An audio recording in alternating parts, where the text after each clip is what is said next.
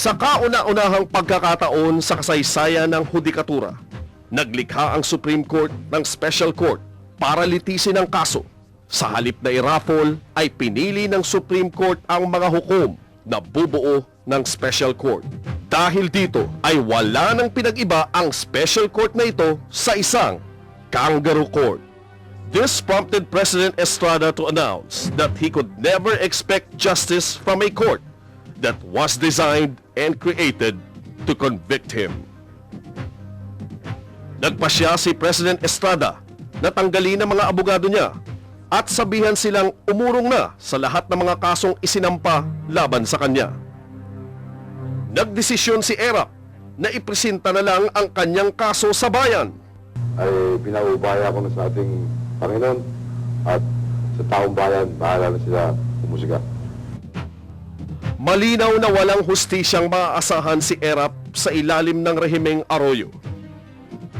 Dahil kung papayagan ng rehimeng Arroyo na umira lang tunay na hustisya at mapatunayang inosente ang Pangulong Estrada, kailangang umalis si Arroyo sa pwesto at ibalik sa poder si Erap. 4 na kondisyon lang ang itinalaga ng konstitusyon na dahilan upang lehitimong mapalitan ng isang vice-presidente ang nakaupong presidente. Ang mga ito ay kung ang presidente ay namatay, nabaldado, na-impeach, o nag-resign. Hindi namatay o nabaldado ang Pangulong Estrada. Hindi tinapos ang impeachment trial. Lalong hindi rin siya nagbitiw sa pwesto. Kaya't ganun na lang ang panggigipit ng gobyernong Arroyo na siya ay formal na mag-resign. I will not resign.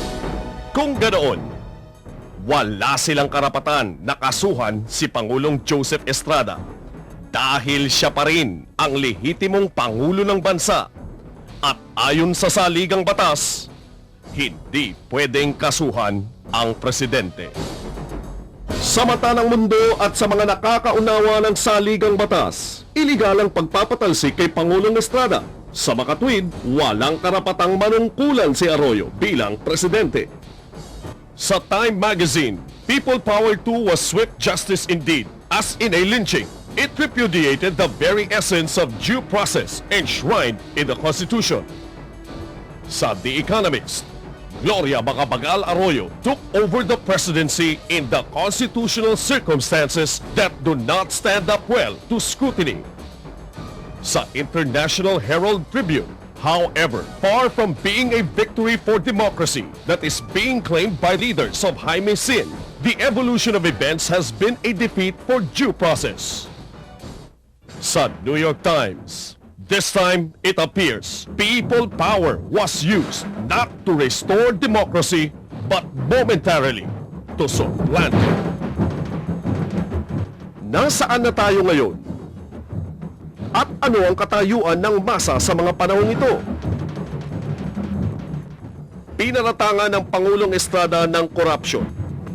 Ngunit ayon sa sulat ni dating National Treasurer Leonor Briones, nadatna ni President Estrada noong July 1, taong 1998 na 8.3 billion pesos lang ang pera sa Kabang Bayan.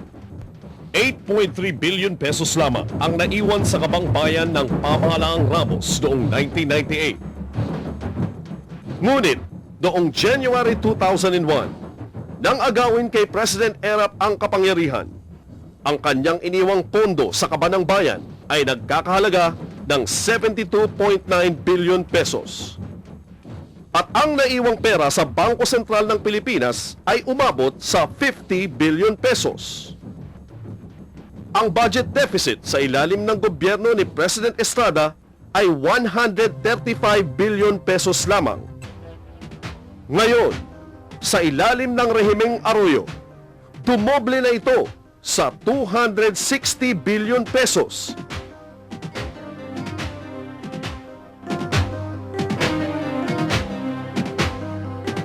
At ngayon ay patuloy na humihina ang piso laban sa dolyar.